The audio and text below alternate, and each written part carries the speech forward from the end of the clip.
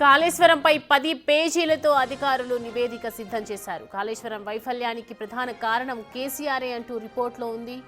దానికి సంబంధించిన బ్రేకింగ్ చూస్తున్నాం. ఓకే రైట్, కాళేశ్వరంకి సంబంధించి క్యాబినెట్ మీటింగ్ కూడా నిర్వహించారు. అనంతరం అనేక ఆరోపణల తర్వాత అనేక డిస్కషన్స్ తర్వాత ఇటు 10 పేజీలతో అధికారులు దీనికి సంబంధించి ఓవరాల్గా నివేదికను సిద్ధం చేయడం జరిగింది.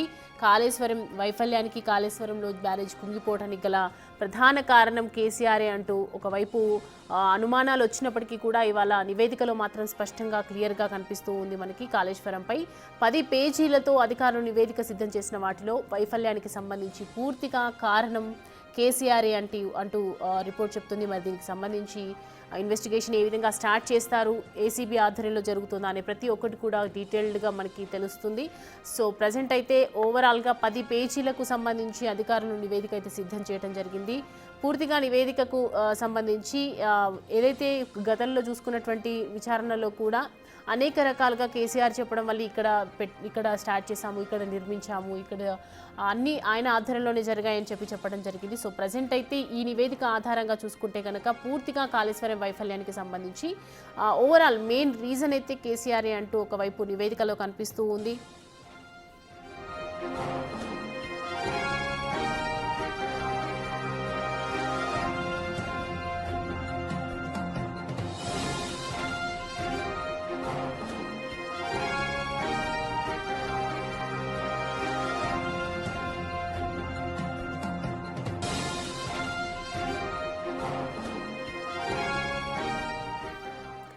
రైట్, ఈ అంశానికి సంబంధించి పూర్తి డీటెయిల్డ్ మా అసోసియేట్ ఇన్పుట్ ఎడిటర్ నగేష్ లైవ్లో అందుబాటులో ఉన్నారు. మనకి నగేష్, చూస్తున్నాము కాళేశ్వరంపై వచ్చినటువంటి నివేదికలో పూర్తిగా ప్రధాన ఈ వైఫల్యానికి కారణం కేసీఆర్ అంటూ రిపోర్ట్లో ఉంది. మరి నెక్స్ట్ ఏం చేయబోవచ్చు అధికారులు?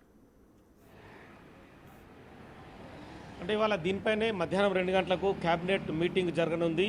క్యాబినెట్ మీటింగ్లో క్లియర్గా ఈ నివేదికను అనుసరించి క్యాబినెట్లో ముఖ్యమంత్రి రేవంత్ రెడ్డి, డిప్యూటీ సీఎం బట్టి విక్రమార్క, అలాగే ఇరిగేషన్ శాఖ మంత్రిగా ఉన్న ఉత్తమ్ కుమార్ రెడ్డి మిగతా మంత్రులతో చర్చించున్నారు. ఎందుకంటే ఈ కమిషన్ నివేదికను బట్టి ఇందులో 10 పేజీల నివేదికలో క్లియర్గా కాళేశ్వరంలో లోపాలు జరిగినట్టుగా ఏ స్థాయిలో ఎవరెవరు తప్పులు చేసేదానిపైన కూడా క్లియర్గా పేర్కొన్నారు. అవకతవకలకు ఎవరైతే పాల్పడ్డారో వాళ్ళని గుర్తించారు. ఇందులో ఉన్నతాధికారులతో పాటు రాజకీయ నేతలు, సెంట్రల్ డిజైన్డ్ ఆర్గనైజేషన్ సంబంధించిన నిర్లక్ష్యము, అలాగే మొత్తం ఇందులో స్టడీస్ లేకుండా, మోడల్ స్టడీ లేకుండా డిజైన్ ఆమోదించిన సీడీఓ కావచ్చు, నాణ్యత లేని నిర్మాణాలు, థర్డ్ పార్టీ పరిశీలన లేకుండా డైరెక్ట్గానే ముందుకు వెళ్ళడం, క్వాలిటీ కంట్రోల్ సర్టిఫికేట్ జారీలోను అవకతవకలు, కాంట్రాక్టర్ల కోసం 2021లో మేడిగడ్డ పూర్తయినట్టు పూర్తిగా చూపించడం.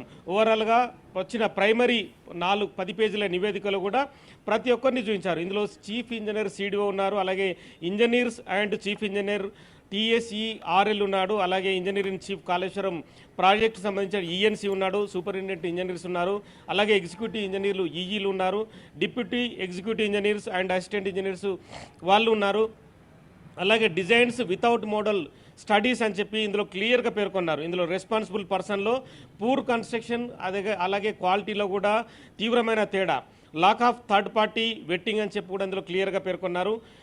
ఇన్ఫెక్టివ్ O&M అని చెప్పి కూడా ఇందులో రాశారు. Executive engineers and superintendent engineers కావచ్చు, అలాగే ఇందులో సబ్స్టాన్షియల్ కాంప్లీషన్ సర్టిఫికేట్ మేడిగడ్డ 9/9/2019 ఇచ్చిన సర్టిఫికేట్ సంబంధించి కూడా ఇందులో క్లియర్గా రాసుకొచ్చారు.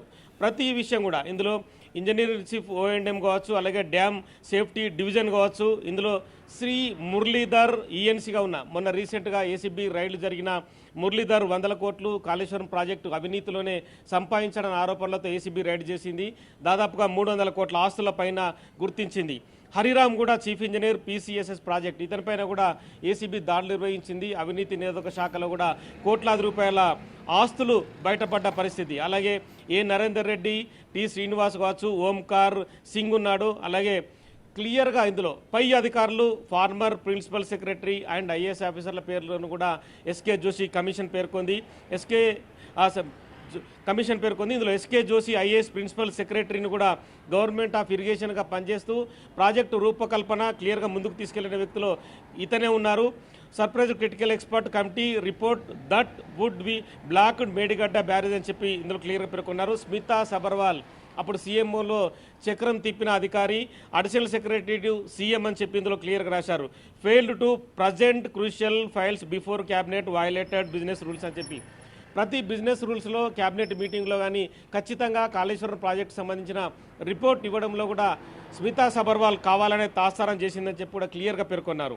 ఇందులో శ్రీ ఈటల రాజేందర్ అప్పటి ఆర్థిక శాఖ మంత్రిగా ఉన్న ఈటల రాజేందర్ నిధులు విడుదల చేయడంలో తన పాత్ర ఉందని చెప్పి the minister for finance and planning అని చెప్పి ఇందులో క్లియర్గా పేర్కొన్నారు. అంటే disowned financial responsibility deferred all accountability to KIPCL despite finance department being on KIPCL board. అంటే తను అధికారాలకు సంబంధించిన కాళేశ్వరం ప్రాజెక్టులో నిర్మాణం జరుగుతున్న క్రమంలో ఎల్ఎన్టీ కావచ్చు ప్రాజెక్టు రూపకల్పన జరుగుతున్న క్రమంలో ఫైనాన్షియల్ రెస్పాన్సిబిలిటీ లేకుండా ఈటల రాజేందరు డబ్బుల్ని ఇచ్చాడు అని చెప్పి క్లియర్గా ఇందులో ఈ కమిషన్ నివేదికలో పేర్కొన్నారు.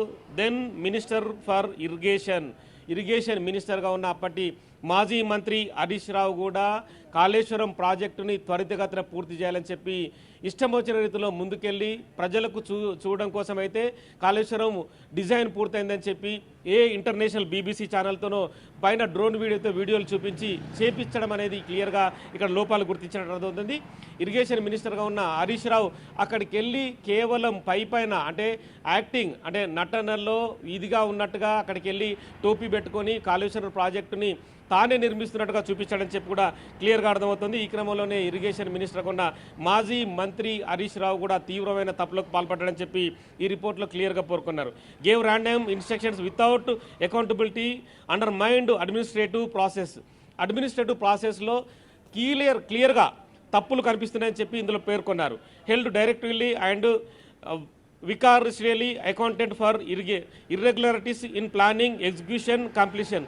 సో ప్రతి విషయంలో అంటే కాళేశ్వరం ప్రాజెక్టు నిర్మాణం జరుగుతున్న క్రమంలో క్లియర్గా ఇర్రెగ్యులారిటీస్ అనేది క్లియర్గా పేర్కొన్నారు. ఫైనాన్షియల్ ఇర్రెగ్యులారిటీస్ త్రో KIPCL అని చెప్పారు. Kaleshwaram project irrigation project corporation limited అని చెప్పి board members past present held responsible అంటే వీళ్ళందరూ కూడా ఖచ్చితంగా బాధ్యత వహించాలని చెప్పారు.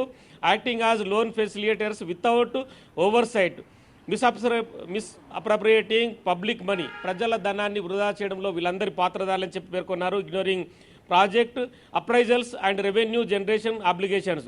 సో మొత్తానికి అంటే రెవెన్యూ జనరేట్ చేయడంలో కాళేశ్వరం ప్రాజెక్టు కడితే కనుక ప్రజలకు ఎంతో ఉపయోగపడుతుంది, ఎన్ని విధాలుగా అంటే ఎన్ని లక్షల పంటల ఎకరాలకు ఉపయోగపడుతుంది, ఇవన్నీ కూడా విధి విధానాలు లేని నిర్మాణం జరిగిందని చెప్పి ఇందులో క్లియర్గా పేర్కొన్నారు.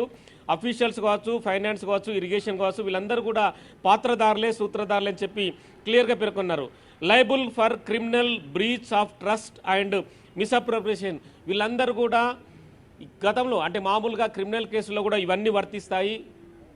మామూలుగా ఎవరు తప్పులు చేస్తే వీళ్ళందరూ కూడా క్రిమినల్కి అర్హులే అని చెప్పి కూడా క్లియర్గా పేర్కొన్నారు. వీళ్ళందరూ కూడా ఆర్థికకు సంబంధించిన నేరాలకు పాల్పడ్డారని చెప్పి క్లియర్గా ఇందులో చూపించారు. ఎల్ఎన్టీ మేడిగడ్డను కూడా కాంట్రాక్టర్లుగా ఉన్న కాంట్రాక్టర్గా ఉన్న ఎల్ఎన్టీ కూడా తప్పులకు పాల్పడింది. Not entitled to any certificates ఏ సర్టిఫికేట్స్ నాణ్యతకు సంబంధించిన కావచ్చు, మిగతా అంశాలకు సంబంధించిన కావచ్చు, కేంద్రం అనుమతులు కావచ్చు, ఇవి కూడా ఇర్రెగ్యులారిటీస్ కొనసాగిస్తూని ప్రాజెక్టుని కంప్లీట్ చేయడంలో కూడా అధిక అత్యుత్సాహం చూపించి ప్రాజెక్టును కంప్లీట్ చేసినట్టు చూపించారు. Must complete restoration of 7th block and rectify defects its own cost. So ఇవన్నీ కూడా అంటే వాళ్ళు ప్రజలకు సంబంధించిన ధనాన్ని వృధాగా ఖర్చు పెట్టడంలో క్లియర్గా ఎలాంటి తప్పులకు పాల్పడదని చెప్పారు. Agencies for Annaram and Sundilla held liable defect irrigation ఇవన్నీ కూడా అందరూ క్లియర్గా కాళేశ్వరం ప్రాజెక్టు సంబంధించి ఇరిగేషన్ మినిస్టర్ అప్పటి ముఖ్యమంత్రి ఉన్న కేసీఆర్, అలాగే అనిల్, SK జోషి, స్మితా సబర్వాల్, ఓం హరి. సో వీళ్ళందరూ కూడా అందులో ఉన్న ప్రతి ఒక్కరు కూడా కింది స్థాయి నుంచి మొదలుకుంటే ఉన్నతాధికారులు వరకు, అలాగే ఇరిగేషన్ మినిస్టరు, ఆర్థిక శాఖ మంత్రి, అప్పుడు ఉన్న ముఖ్యమంత్రి కేసీఆర్ వీళ్ళందరూ కూడా క్లియర్గా తప్పులకు పాల్పడి కాళేశ్వరం నిర్మాణం చేపట్టారని చెప్పి కూడా ఈ 10 పేజీల ప్రైమరీ రిపోర్ట్లో క్లియర్గా పేర్కొన్నారు. వీళ్ళందరిపైన ఖచ్చితమైన చర్యలు తీసుకోవాలని చెప్పి ప్రభుత్వం భావిస్తుంది. ప్రాసిక్యూషన్కు వెళ్ళే విధంగానే చూస్తుంది. అంటే అన్నీ తానే అన్న విధంగా కేసీఆర్ వ్యవహరించాడని చెప్పి కాళేశ్వరం రిపోర్ట్లో క్లియర్గా 650 పేజీల నివేదికలో క్లియర్గా కమిషన్ పేర్కొంది.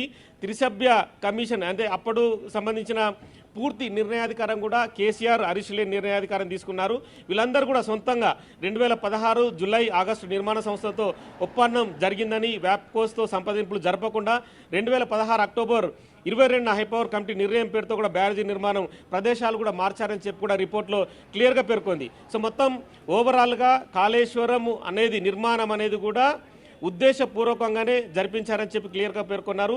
తుమ్మిడి హట్టి వద్ద నీటి లభ్యత లేదనేది సాకుగా చూపారని చెప్పి కూడా క్లియర్గా పేర్కొన్నారు. అంటే ఈ వాదనలో నిజాయితీ కానీ చిత్తశుద్ధి కానీ ఏమాత్రం కనిపించడం లేదని చెప్పి కమిషన్ తన ఎంక్వైరీలో పూర్తిగా నిగ్గు తేల్చింది. 3 బ్యారేజీల నిర్మాణానికి ప్రాథమికంగా పాలనాపరమైన అనుమతులు తీసుకున్నారని, ఇందుకు జీవోలు అంటే 231, 32, 33 జారీ చేసి వాటిని క్యాబినెట్ ముందు ఉంచకుండా మంత్రివర్గ ఆమోదం తీసుకోకుండా ప్రభుత్వ నిబంధనలు పూర్తిగా ఉల్లంఘించారని చెప్పి పూర్తిగా ఇందులో కమిషన్ తన నివేదికలు తెరిచింది. కాళేశ్వరం ప్రాజెక్టుకు అయ్యే ఖర్చు 71,436 కోట్లని ప్రధానమంత్రికి 21/2/2016లో అప్పటి సీఎం రాసిన లేఖలో పేర్కొన్నారని చెప్పి కమిషన్ తన నివేదికలో పేర్కొంది. 2016న అప్పటి సీఎం ముఖ్యమంత్రిగా ఉన్న కేసీఆర్ కూడా వ్యాప్కోస్ తుది నివేదిక డిపిఆర్ను ప్రభుత్వానికి సమర్పించాలని చెప్పి కూడా అప్పుడు తప్పు పట్టింది. సో అంటే ఈ తుమ్మిడిహట్ నుంచి మేడిగడ్డ ప్రాజెక్టు ప్రదేశాన్ని తరలించకుండా నిపుణుల కమిటీ సూచనను నీటిపారుదల శాఖ మంత్రి హరీష్ ఉద్దేశపూర్వకంగానే పట్టించుకోవాలని చెప్పి కూడా క్లియర్ కూడా కాళేశ్వరం నివేదికలో పేర్కొంది. ఎటువంటి జవాబుదారితనం లేకుండా అధికారులకు మౌఖిక ఆదేశాలు ఇస్తూ అంటే ఎక్కడ కూడా రిటర్న్గా కూడా తాము దొరకకుండా చేసుకున్నారు. అంటే నెక్స్ట్ గవర్నమెంట్